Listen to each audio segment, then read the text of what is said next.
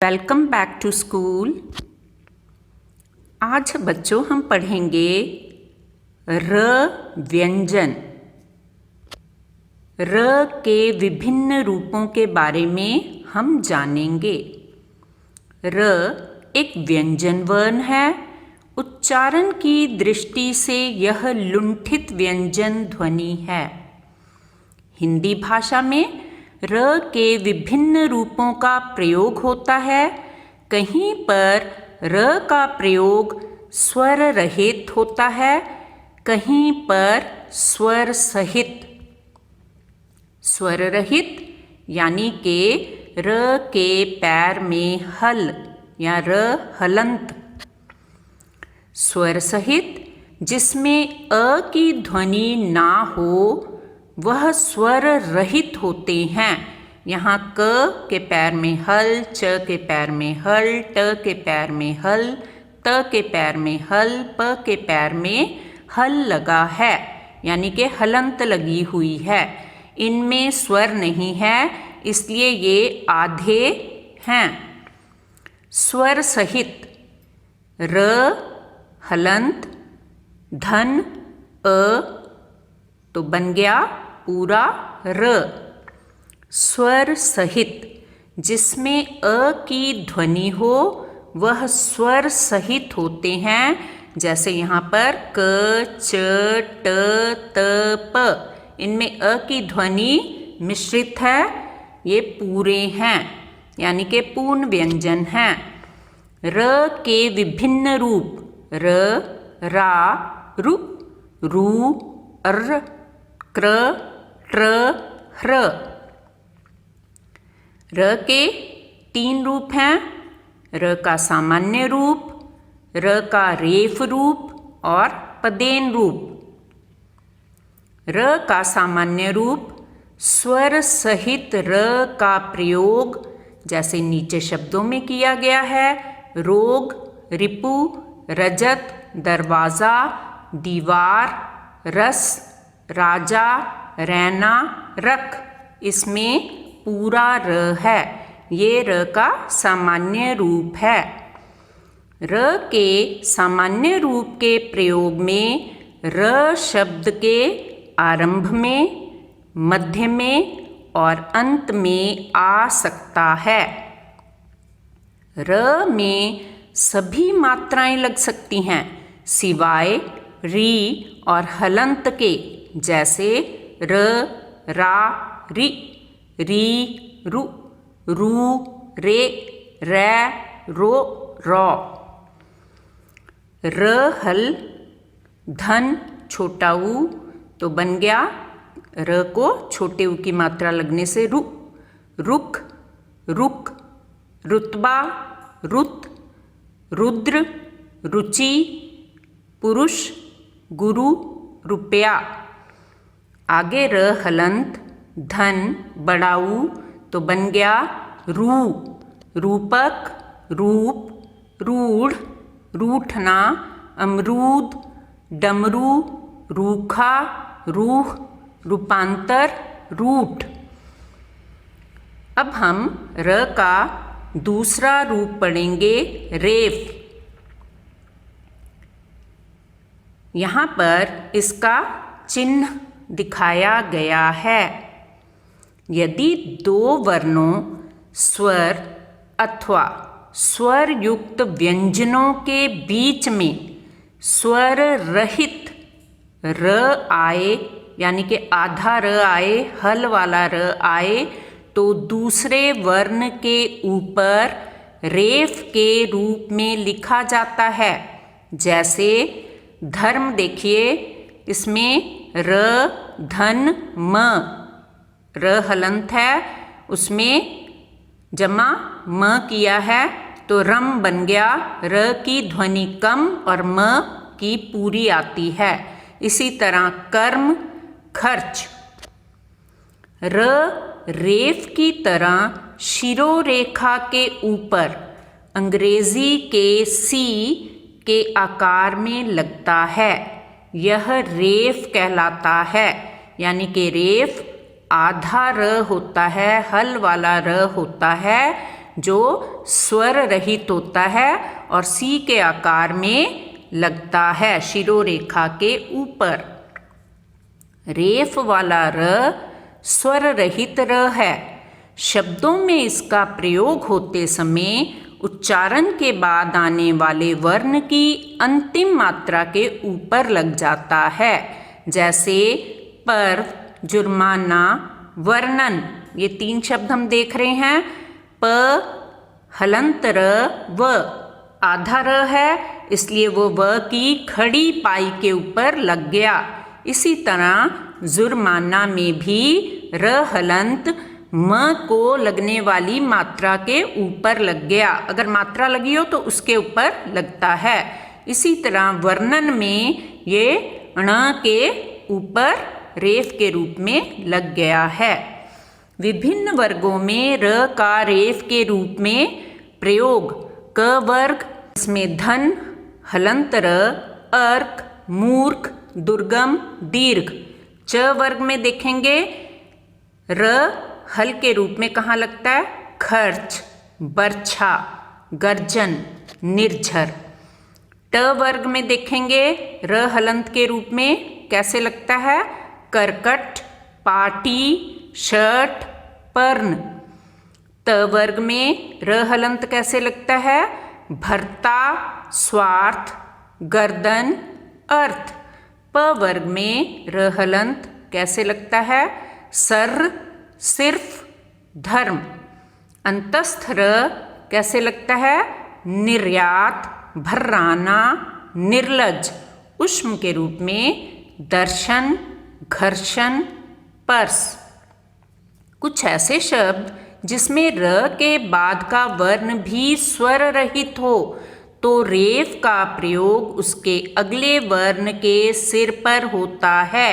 जैसे यहाँ पे वर्ण्य शब्द है, इसमें र हलंत है और अण भी हलंत है, इसलिए ये जाकर र जो है रेफ के रूप में य के सिर पर लग गया है।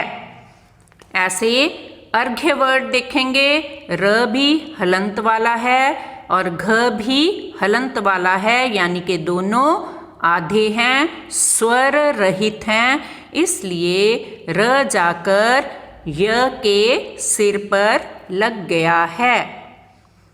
विशेष बिंदु। कुछ शब्द ऐसे भी हैं जिसमें 2 रेफों का प्रयोग लगातार होता है, जैसे धर्मार्थ, पूर्वार्ध।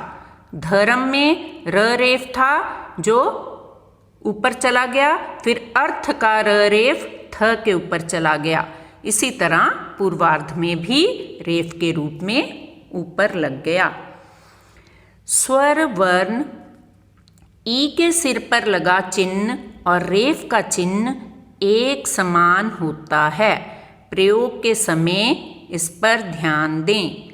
र के ऊपर भी रेफ का प्रयोग हो सकता है, जैसे खर्र खर्र, अंतरराष्ट्रीय। अंतर, यहाँ पे जो र रेफ था, राष्ट्रीय र को जहाँ पर आ की मात्रा लगी है उसके ऊपर लग गया है, सिर पर लग गया है। इसी तरह टर्र टर्र, बीच वाला र हल था, यानी कि आधा था, स्वर रहित था, वो र के ऊपर लग गया है। पदेन, पदेन का चिन्ह। र पदेन के रूप में यहाँ पाँव में नीचे तब लगता है जब वह किसी आधे वर्ण के बाद होता है। ऐसे में र का उच्चारण उस वर्ण के बाद होता है जिसमें र नीचे मात्रा के रूप में लगा हो। यहाँ पर हम देखते हैं शब्द पराक्रम। प्रयोग प र मिलकर प्र बने हैं, ग हलंत र मिलकर ग्र, भ हलंत धन र भ्र, प हलंत धन र प्र, प हलंत धन र प्र, ध हलंत धन र ध्र, क हलंत धन र क्र, ग हलंत धन र ग्र, व हलंत धन र व्र, त हलंत र को छोटी की मात्रा त्री, द हलंत र द्र, फ हलंत र फ्र बने हैं। और इसी से प आधा है, र पूरा है। प्र में हम बोलते समय र की ध्वनि पूर्ण लेंगे और प की ध्वनि कुछ कम सुनाई देगी। प्र। अब आगे देखेंगे पदेन र का चिन्ह। यह र का पदेन पैर में लगने वाला रूप है। र का यह रूप भी स्वर सहित है, यानी कि ये र पूर्ण है। यह र का रूप अपने से पूर्व आए व्यंजन वर्ण में लगता है। पाई वाले व्यंजनों के बाद प्रयुक्त र का यह रूप तिरछा होकर लगता है। जैसे क के पैर में यहाँ पर पदेन र लगा हुआ है, प के पैर में पदेन र, म के पैर में पदेन र। जिन व्यंजनों में एक सीधी लकीर ऊपर से नीचे की ओर आती है उसे हम खड़ी पाई वाले व्यंजन कहते हैं। जैसे क, ख, ग, च, म, प, य इत्यादि। जिन व्यंजनों में एक सीधी लकीर ऊपर से नीचे की ओर बहुत थोड़ी मात्रा में आती है उसे ही हम पाई रहित वाले व्यंजन कहते हैं, या छोटी पाई वाले व्यंजन कह सकते हैं। जैसे ट, ठ, द, ढ, इनकी पाई छोटी है। पाई रहित व्यंजनों ट, ठ, ड, ढ में नीचे पदेन का रूप इस तरह का होता है। जैसे truck, trust, train, drawing, drill, राष्ट्र, ड्रम, पेट्रोल, ड्राइवर इत्यादि। ध्यान देने योग्य विशेष बात, पदेन का प्रयोग केवल ट और ड व्यंजन वर्णों के साथ ही होता है।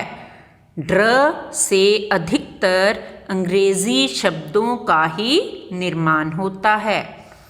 द और ह में जब नीचे पदेन का प्रयोग होता है तो द हलंत धन र बन जाता है द्र, ह हलंत धन र बन जाता है ह्र।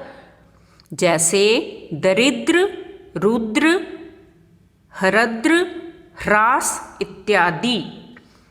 त और श में जब नीचे पदेन का प्रयोग होता है तो त धन, त हलंत धन र बन जाता है त्र, और श हलंत धन र बन जाता है श्र।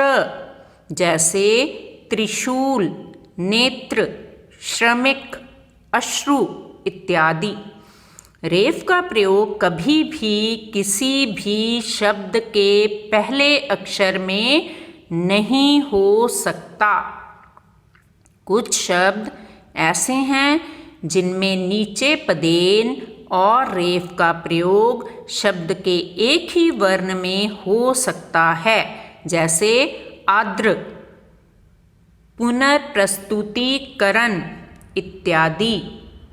र और री में निहित अंतर। र और री में निहित अंतर को समझना फायदेमंद साबित होगा, क्योंकि कभी कभी कुछ छात्र र और री से जुड़ी गलतियां कर बैठते हैं। र व्यंजन वर्ण है और री स्वर वर्ण। र का रूप क्र, ट्र जैसे ग्रह। री की मात्रा नीचे आपको यहाँ पर दिखाई गई है, जैसे ग के पैर में री की मात्रा गृह। री का प्रयोग जिस किसी भी शब्द के साथ होता है वह तत्सम शब्द ही होता है। संस्कृत के शब्द, संस्कृत ड्रिवन वर्ड्स। अब छात्रों ये देख लीजिए, जहाँ प्रयत्नों की ऊंचाई अधिक होती है वहाँ किस्मत को भी झुकना पड़ता है। तो सदैव प्रयत्नशील रहिए, अधिक से अधिक जानने की इच्छा रखिए। Stay focused. Thank you very much for watching the video. Like, share and subscribe. Thank you very much.